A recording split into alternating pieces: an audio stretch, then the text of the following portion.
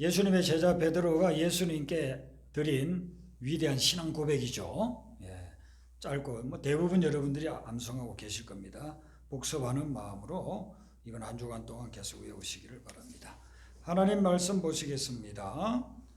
구약 성경 룻기 3장 7절부터 13절에 있는 말씀입니다. 구약 405페이지에 있는 룻기 3장 7절부터 13절 말씀 교독하겠습니다.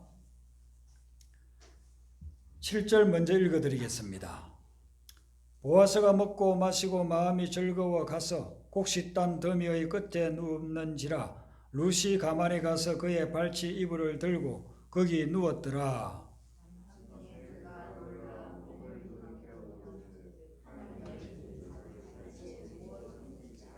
이르되 내가 누구냐 하니 대답하되 나는 당신의 여종 룻이오니 당신의 옷자락을 펴 당신의 여종을 덮으소서.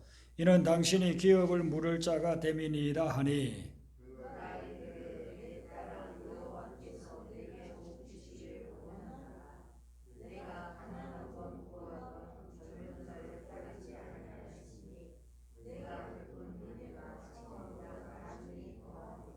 그리고 이제 내 딸아 두려워하지 말라. 내가 내 말대로 내게 다 행하리라. 내가 현숙한 여자인 줄을 나의 성읍 백성이 다 아느니라.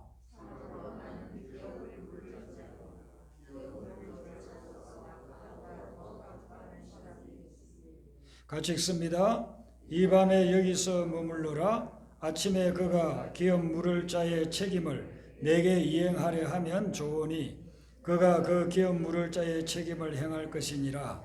만일 그가 기업 물을 자의 책임을 내게 이행하기를 기뻐하지 아니하면 여호와께서 살아계심을 두고 맹세하노니 내가 기업 물을 자의 책임을 내게 이행하리라.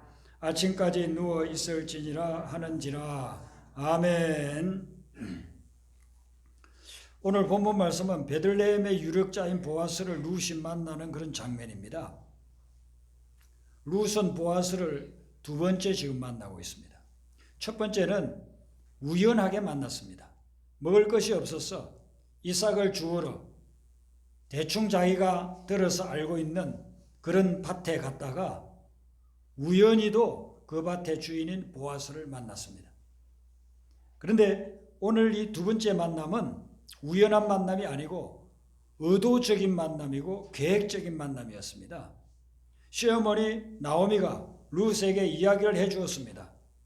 우리 유대 나라에는 하나님의 법이 있는데 사람이 결혼해서 살다가 남편이 일찍 죽고 자녀가 없으면 그 남편의 가까운 친족 중에서 여력이 있는 사람이 그 과부된 여인을 데려와서 살면서 자녀를 낳아 그 자녀는 자기의 자녀가 되는 것이 아니라 먼저 죽은 그 친족의 대를 이어주는 그런 자녀가 된다. 이게 이제 고엘 제도라는 거예요. 고엘. 히브리어로 이게 기업을 무르는 자를 고엘이라고 하는데 이런 고엘 제도가 있어요. 중동의 다른 나라에도 뭐 한두 군데 이런 게 있는 걸로는 제가 읽어본 적이 있습니다만은 우리 동양이라든지 서양에는 이런 제도가 없죠. 성경에만 있는 제도예요. 그래서 이 시어머니 나오미가 룻에게 너는 내 아들과 만났는데 내 아들이 결혼하고 얼마 안 돼서 죽었어. 너가 이제 가부가 되었지만 우리나라에는 이런 아주 좋은 법이 있으니까 네가 다시 재혼할 수 있다. 근데 마침 보아스라고 하는 사람이 우리 친족이니까 네가 이 사람을 좀 만나보도록 하라. 그래서 다 이야기를 해주고 계획적으로 의도적으로 룻이 보아스를 만나게 했습니다.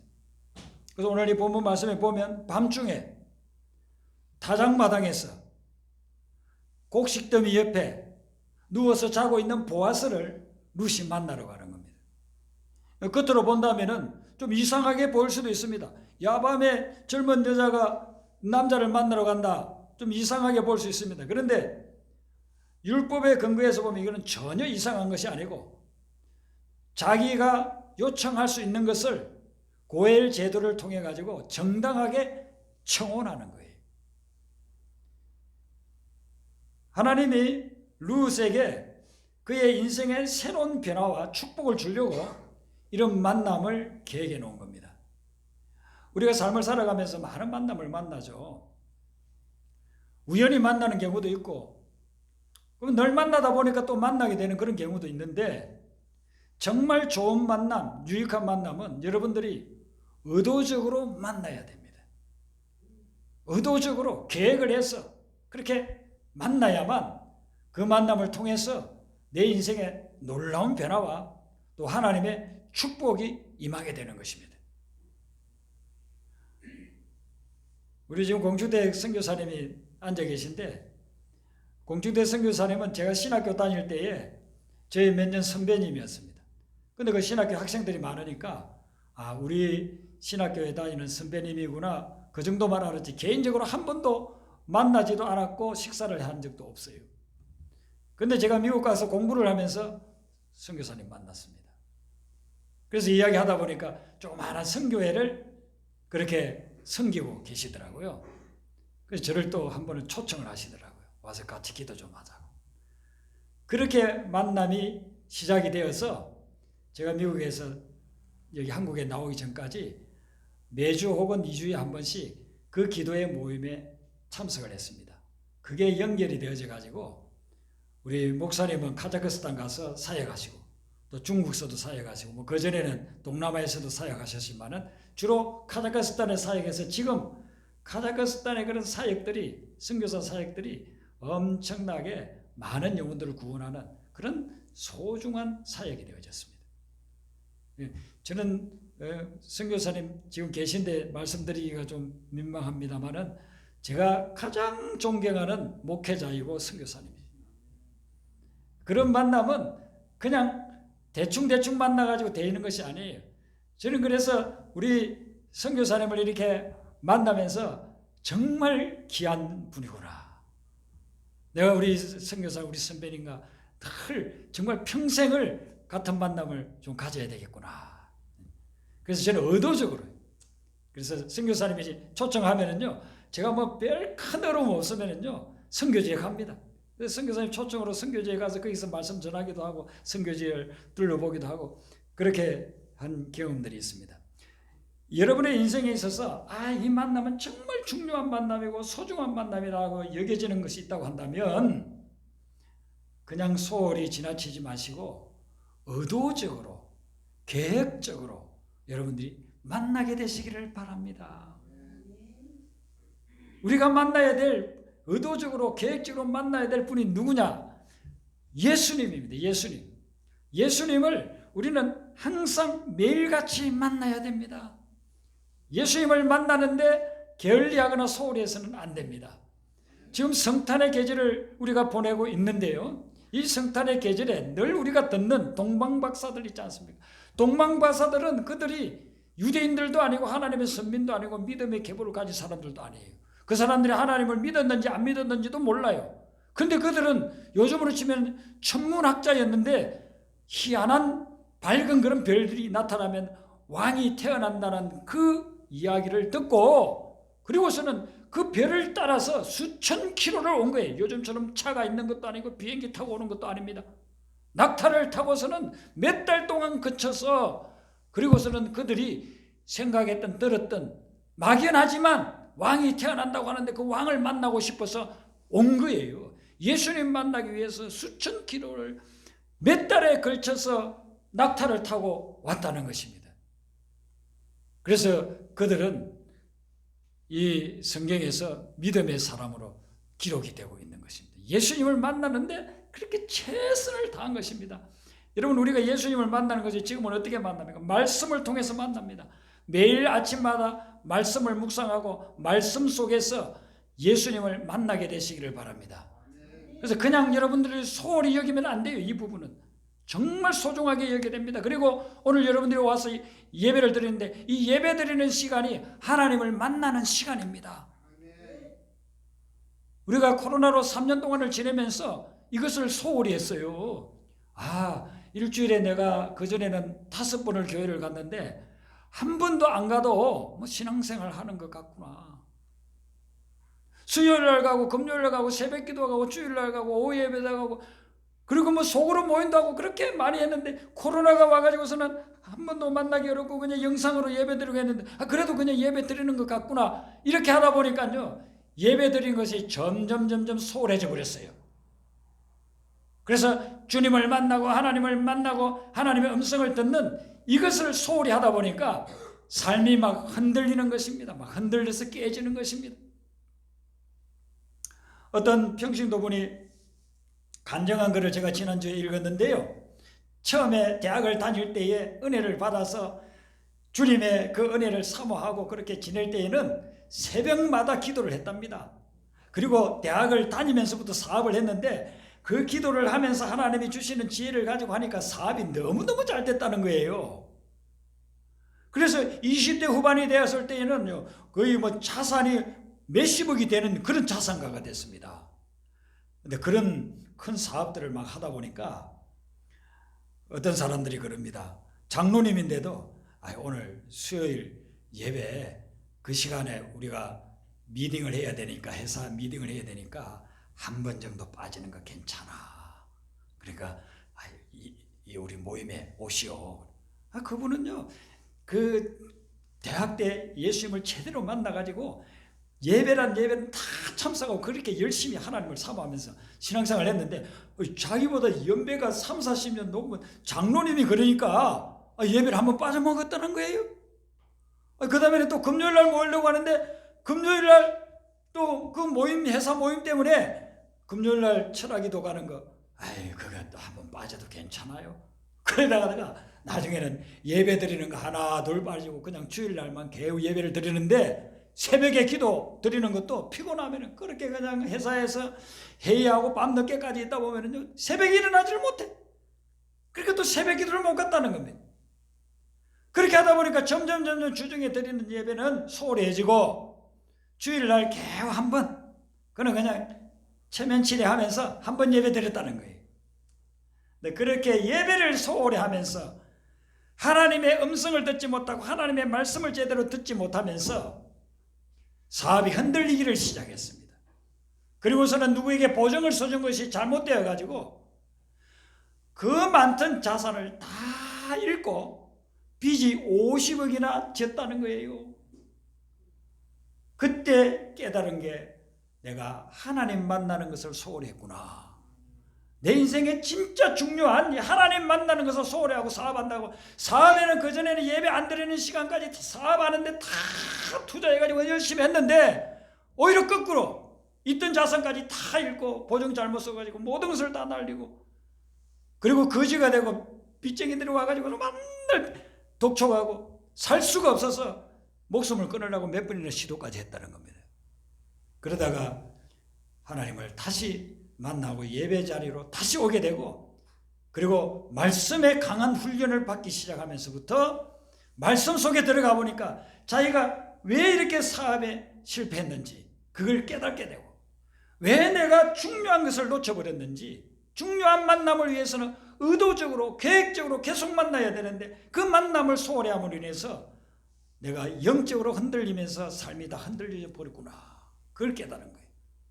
그리고서는 철저히 말씀 중심으로 돌아와서 매일 아침마다 하나님의 말씀을 묵상하고 말씀이 알려주는 지혜대로 사람들을 대하고 사업을 했더니만 나중에는 다시 다 회복되어 가지고 지금은 그 이전보다도 더 많은 물질을 하나님이 주셨는데 그 물질을 하나님 나라를 위해서 선교하는데 어렵고 힘든 사람들을 위해서 다 드리면서 그런 너무나도 귀하고 아름다운 사역들을 하는 평신도 사역자가 됐어요. 그분이 쓴 책들도 많이 있는데 저는 그분 책을 읽으면서 평신도가 쓴 책인데도 얼마나 은혜가 되는지 어제 저녁에도 밤늦게까지 그 책을 읽다가 그리고 잠자리에 들었습니다. 여러분 이것은 뭘 이야기하느냐 하면은 우리가 매일 만나고 매주 만나야 될 주님 그 주님 만나는 것을 소홀히 하게 되면 우리 삶이 다 흔들리게 된다는 겁니다.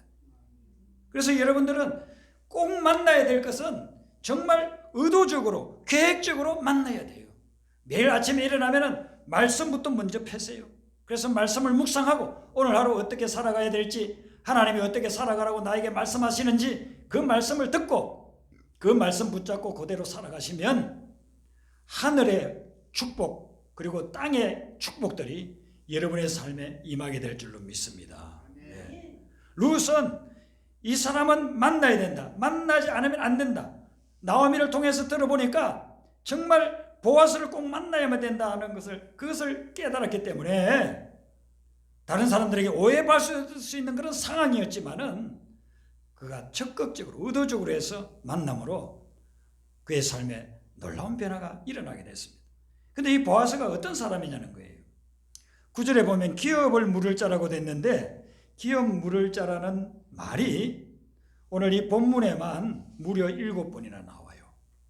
9절에 한 번 나오고 12절에 2번 나오고 13절에는 4번이나 나옵니다.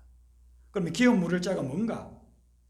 우리는 전혀 평소에는 듣지도 못하는 말이죠. 성경에만 나오는 말씀인데 이 기업 물을 자는 히브리어로 고엘이라고 해서 히브리 사람들은 고엘 그렇게 하면 다 알아들어요. 네. 유대인들은 구약 성경만 가지고 있으니까 구약 성경에 익숙해 있어요. 그래서 이 고엘이라고 하면 히브리 사람들은 지금도 다 유대인들은 다 알아들어요. 근데 우리는 몰라요. 근데 이 기업 물을 자가 어떤 사람을 기업 물을 자라고 하는가 하면 여기 물은다라고 하는 것은 되찾는다는 뜻이에요. 잃어버린 것을 되찾아온다. 남에게 준 것을 되찾아온다. 또 이것은 영적으로 말하면요, 구원한다. 구속하고 대속한다. 그런 뜻이 있어요. 이제 이스라엘 백성들에게 하나님께서 이렇게 참 좋은 제도를 만들어 주셨는데 제가 조금 전에 말씀드린 것처럼 결혼해가지고 살다가 남편이 일찍 돌아가셔서 자녀들이 없어요. 그러면 대가 끊어지잖아요. 그럼 그 대를 이어주기 위해서 가장 가까운 친족을 통해 가지고 그 가부가 결혼 생활을 다시 하면서 자녀를 낳고 그리고 그 자녀를 이미 죽은 그 사람의 가문의 대를 잇는 후손으로 만들어주는 거예요. 그리고 이것뿐만 아니고 제가 만약에 빚을 많이 졌다고 쳐요. 제 능력으로는 갚을 길이 없어요. 뭐 감옥에 가서 살아야 될 정도로 그렇게 빚을 졌어요. 그런데 제 친족 중에 유력하고 재물도 많은 분이 있다 하면은요, 그분이 저를 위해서 그 빚을 대신 갚아주는 거예요. 이게 고엘이에요, 고엘. 고엘이 할 수 있는. 그리고 제가 혹시나 우선 죄로 인해서 죄의 그런 대가를 받아야 될 때 그것도 대신해 줄 수 있는 사람이 이 고엘이에요. 그러니까 고엘은 얼마나 고마운 존재입니까? 끊어진 대를 이어주고 내가 땅을 가지고 있었는데 못 먹고 살기 위해서 땅을 팔아버렸어요. 그런데 그 땅을 내 대신 다시 사주고 그리고 빚지고 있는 그 빚을 대신 갚아줄 수 있는 사람. 이런 사람이 얼마나 고마운 사람입니까? 이런 사람이 보아스거든요. 그래서 룻은 보아스를 만나서 보아스가 고엘의 의무를 해주기만 한다면은 룻의 인생은 180도로 바뀌는 겁니다. 지금은 혼자서 살고 가부로 살고 이방인으로 살고 있지만은 이제는 보아스를 만나면은요 다시 재혼해서 자녀를 낳고 이스라엘의 훌륭한 그런 가문에 대를 이어줄 수 있는 그런 놀라운 축복이 임하는 거죠. 성경에 보면은 예수님이 이런 영원한 고엘로 묘사가 되고 있습니다. 여러분, 이런 고엘의 제도에는 앞으로 오실 그 당시 유대인들 2000 몇백 년 전의 유대인들 눈으로 볼 때는 앞으로 오실 메시아 하나님의 아들 그분이 고엘이 될 터인데 그것을 하나님께서 미리 유대인들에게 알려준 거예요. 이런 제도를 통해서 예수님은 우리 모든 사람의 고엘이에요. 우리가 죄로 말미암아서 죽을 수밖에 없어요. 천국을 누릴 수도 없고 영원한 생명을 얻을 수도 없어요. 죄로 말미암아 멸망할 수밖에 없는데 예수님이 고엘이 되셔서 우리 모든 죄에 대한 형벌을 대신 십자가에서 지시고 죽으시면서 피 흘리시면서 그 모든 죄의 형벌을 대신 받으시고 우리에게는 구원의 길, 생명의 길을 열어주신 겁니다. 그러니까 예수님은 우리 성탄절에서 우리가 되새겨야 될 부분이 예수님의 사랑의 마음을 가지고 우리 이 땅에 오셔서 죄의 짐을 지고 있는 여러분 한 분 한 분, 세상에서 절망하고 좌절하고 낙담한 여러분 한 분 한 분의 그 좌절과 절망을 대신 지시고 죄악을 대신 지시고 살 길을 열어주시고 영생을 열어주시고 천국을 열어주셨다. 예수님이 그런 분으로 이 땅에 오신 겁니다. 고엘 제도에는 그런 하나님께서 우리에게 주시는 큰 은혜가 들어있는 것이죠. 룻이 보아스를 만나게 되는 것은 이런 은혜를 받기 위한 것인데, 그래서 그는 의도적으로 그렇게 만났습니다. 이렇게 만났을 때에 보아스가 룻에게 어떤 말을 해줍니까? 11절을 우리가 한번 다시 읽겠습니다. 오늘 이 말씀의 핵심은 11절에 다 들어있거든요. 자, 11절 말씀 같이 읽습니다. 시작. 그리고 이제 내 딸아 두려워하지 말라. 내가 내 말대로 내게 다 행하리라. 내가 hen숙한 여인인 줄을 나의 성읍 백성이 다 아느니라. 아멘. 룻이 얼마나 두렵겠습니까? 자기 고향을 떠나왔고 남편도 없고 객지에서 자기 혼자 살아야 되고, 같이 살 수 있는 사람은 나오미 시어머니밖에 없는데 시어머니는 연세 많으시고 제대로 노동도 못하고 자기가 다 보살펴 드려야 되고, 그렇게 이방인으로서 와서 살고 있으니 먹을 것도 제대로 없으니까 여기저기 가서 그냥 거지가 무슨 구걸하듯이 그렇게 이삭죽기해서 먹어야 되는 상황이니 얼마나 두렵겠어요. 또 앞길을 생각해 보면 또 얼마나 더 두렵겠습니까? 그런 두려움에 가득 차 있는 룻에게 보아스가 준 메시지가 뭐냐면 두려워하지 말라 하는 것입니다. 왜 두려워하지 않느냐 하면은, 왜 두려워하지 말아야 하느냐 하면은 그 이유를 이야기해 주기를 내가 네 말대로 네게 다 행하리라. 여기서 룻이 한 말은 뭐냐면 시어머니가 일려준 말이에요. 보아스를 만나서 보아스가 기업 물을 사람이고 고엘이니까 그를 만나서 이런 부탁을 하고 이야기를 하면 그가 다 들어주고 너와 재혼하게 되고 그리고 너의 삶을 변화시켜 줄 거다. 그런 내용이거든요. 그리고 두려워하지 않을 분명한 이유를 이야기해 주는 거예요. 네가 네 말한 대로 다 행해 줄 거다. 그러니까 이제부터는 걱정, 근심, 염려, 불안 그리고 두려움을 다 물리치고 내가 행해 줄 것을 믿고 나를 따라오너라. 이런 메시지가 들어있는 것입니다. 이스라엘 백성들이 광야를 통과하고 40년을 지나고 난 후에 이제는 가나안 땅에 들어갈 때, 가나안 땅은 그냥 들어갈 수가 있는 곳이 아니에요. 하나님이 주신 약속의 땅이고 젖과 꿀이 흐르는 축복의 땅이지만은 거기 들어가면은요 정복 전쟁을 해야 되는 것입니다. 광야는 힘들지만 하나님이 모든 걸 다 줬어요. 싸울 필요가 없었어요. 그런데 가나안 땅은 가서 정복 전쟁을 해야 됩니다. 근데 그 가나안 땅에 살고 있는 사람들은 여리고성 얼마나 어마어마한 성입니까? 안악자손 얼마나 키가 장대하고 힘 있는 사람들입니까?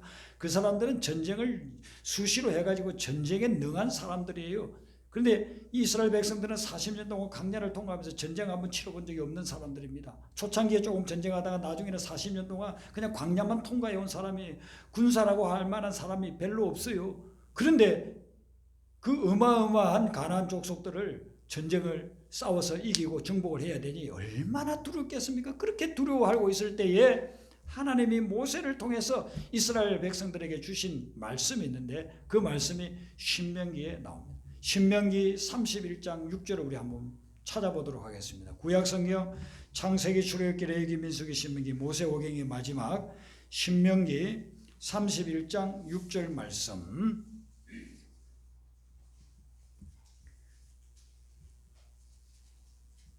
보아스가 룻에게 준 말씀하고 모세가 이스라엘 백성들에게 준 말씀이 같은 말씀이에요. 신명기 31장 6절 말씀 우리 같이 읽겠습니다. 시작.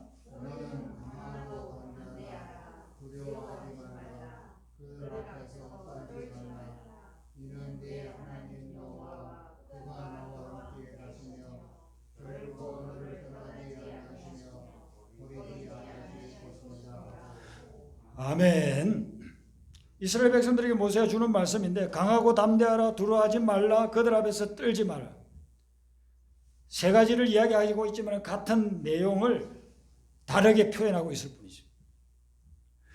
강하고 담대하라, 두려워하지 말라, 그들 앞에서 떨지 말아라. 왜 그러냐면은 두려워하지 말아야 될 이유를 이야기를 해주기를, 그 다음에 이는 내 하나님 여호와 그가 너와 함께 가실 거래. 하나님이 너희들하고 함께 가실 거기 때문에 절대로 두려워하지 말아라.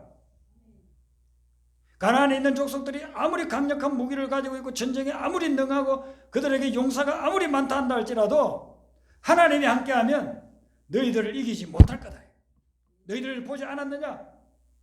홍해가 가로막혔을 때 홍해를 열리고 바다를 땅같이 맨바닥같이 건너게 하고 너희들을 쫓아오던 애국 군대들을 다 홍해에 숨을 시켜버리고 그리고 40년 동안 너희들을 보호하면서 인도해 오지 않았느냐? 그 여호와 하나님이 너희와 함께한다. 너희와 함께 갈 거니까 그러니까 염려하고 두려워하지 말아라 그런 거죠. 우리가 두려워하지 않는 그 이유는 근본적인 이유는 내가 힘이 있었어, 내가 능력이 있었어, 내가 저 대적보다도 더 좋은 무기를 가지고 있었어. 그래서 두려움이 없는 게 아니에요. 하나님이 함께 하신다는 그 믿음이 있을 때 두려움이 사라지는 것입니다. 그러므로 여러분들이 앞으로 삶을 살아나갈 때 또 지금 당하고 있는 어떤 문제가 있다고 한다면 하나님이 함께 하고 계신다는, 하나님이 그 일에도 나와 함께 하신다는 그 믿음을 가지시기를 바랍니다. 그 믿음이 있어야 두려움을 물리칠 수가 있는 거예요. 그 믿음이 없으면요, 내가 아무리 많은 것을 가지고 소유하고 있고 능력이 있어도 늘 두렵고 불안한 거예요.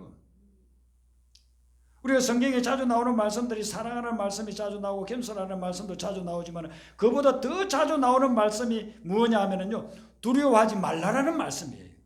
그래서 신학자들이 그걸 세워보니까 신구약 성경에 두려워하지 말라는 말씀이 366회 나온답니다. 1년이 365일이고 윤년이 있으면 366이잖아요. 희한하게도 이게 맞는 거예요. 우리 편에서 그냥 쉽게 우리가 해석을 한다면 하나님이 매일 두려워하지 말라고 적어도 한 번씩 우리에게 주시는 말씀이래요. 아침에 일어나면은요, 벌써 두려워할 일들이 막 생각이 납니다. 그래서 두려워집니다. 하루를 살아가면서도 자꾸 두려운 일들이 일어납니다. 아침에 일어나서 잠 잘 자고 일어났는데 제일 먼저 생각나는 것이 좋은 생각보다는 걱정, 근심, 염려가 먼저 생각나요. 먼저 떠올라요. 그런 우리를 향해서 주님이 뭐라고 말씀하시냐면 두려워하지 말아라. 근데 아이고 두려워하지 않겠습니다. 아이고 두려워하지 말아야지. 아이고 담대하게 생각해야지.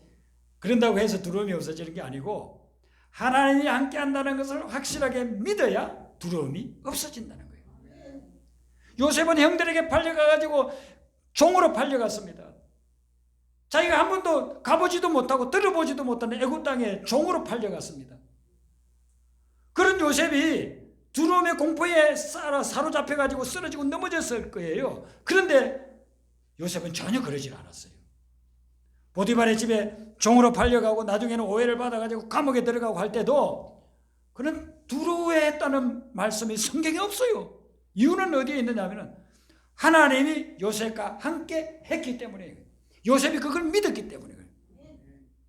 요셉은 자기가 어떤 환경에 어떤 문제에 부딪히고 어떤 상황에 처하더라도 하나님이 함께 하신다는 그 믿음이 있었기 때문에 환경은, 상황은, 문제는 나를 두렵게 만들지만은 절대로 두려워하지 않았다는 것입니다. 문제없이 사는 사람은 아무도 없습니다. 모든 사람은 늘 문제를 부딪히면서, 문제라고 하는 것은 뭘까요?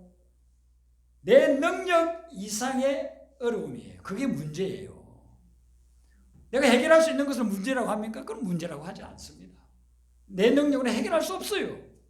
그런데 하나님께서 우리에게 약속해 주시기를 그 문제를 당할 때도 내가 너와 함께 하겠다라고 약속해 주셨다는 것이죠. 그걸 믿으면 그러면 두려움은 사라지게 된다는 것이죠. 시골에서 우리가 길을 가다가 시냇물이 좀 깊이 흐르는 그런 곳을 만나요. 그러면 시골에 외나무 다리를 만들어요. 막 비가 오고 오래돼가지고 이제 나무가 끝에서 보니까 썩어 있어.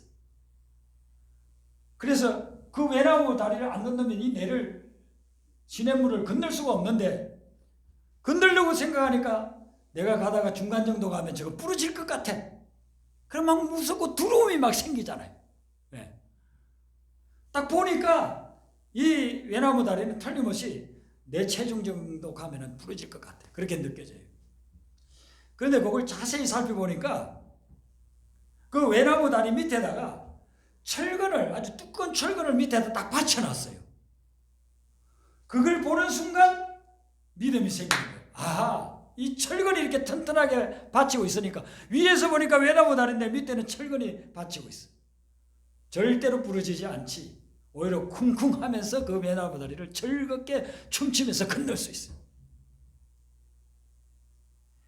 믿음이 있느냐 없느냐 차이. 외나무 다리는 내가 볼 때 끝으로 보이는 거 그것만 보인다 해가지고 철근이 없었던 게 아니에요. 그 밑에 철근이 있었어요. 처음 왔을 때는 내가 오기 전부터도 다 거기 있었어요. 하나님이 나와 함께 계시다는 것을 믿으면, 그러면 어떤 문제, 썩어서 부러질 것 같은 외나무 다리에도 결코 두려워하지 않는다는 겁니다. 여러분들이 오늘 한 해를 지나면서 또 한 해를 한번 뒤돌아보세요.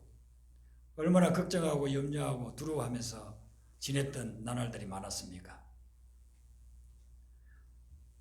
두려워하고 걱정 근심한 것은 지금까지로 끝 하시고 오늘 이 순간부터는 하나님이 나와 함께 하신다는 것을 믿으시고 담대하시기를 바랍니다.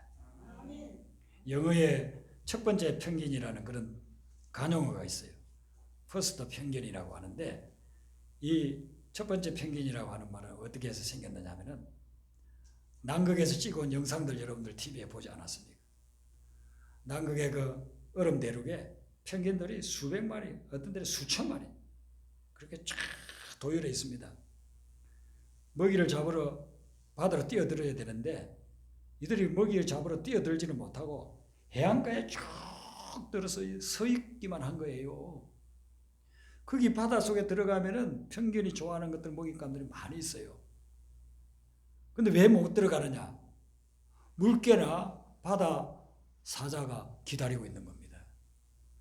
수백 마리, 수천 마리가 들어가면 아마 그 중에 몇 마리는 잡혀 먹일 겁니다.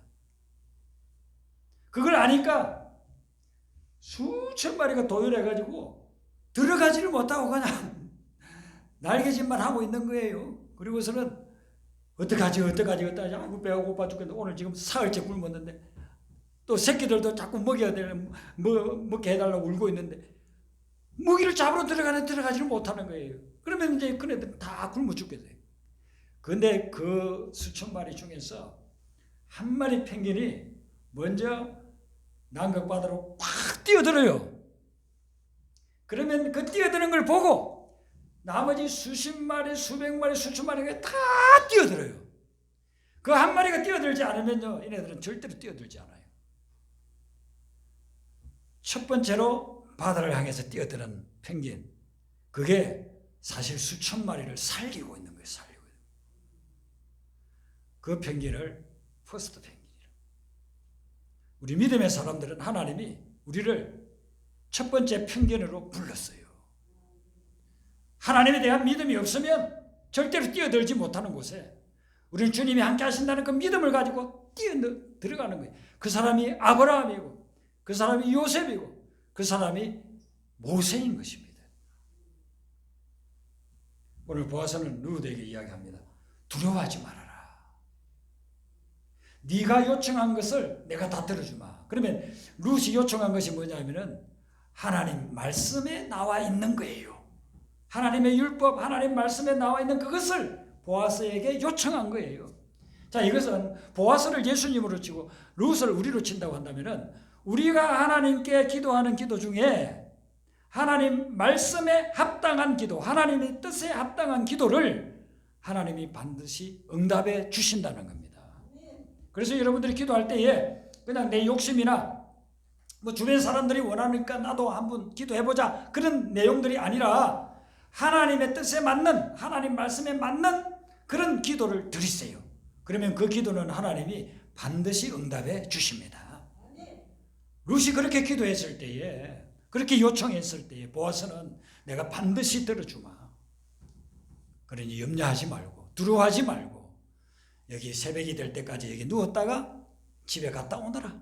그러면 내가 모든 일을 해결하마. 그 말씀대로 나머지 이제 3장 4장에 그대로 이루어지는 것을 볼 수가 있습니다. 다윗은 시편 139편에 그렇게 고백을 하고 있어요. 여호와여 주께서 나를 살펴보셨으므로 나를 아시나이다. 주께서 내가 앉고 일어섬을 아시고 내 생각을 아시고 내가 무슨 말을 하는지 아시고 나의 행동을 아시고 다 아신다고 계속 고백하고 있어요.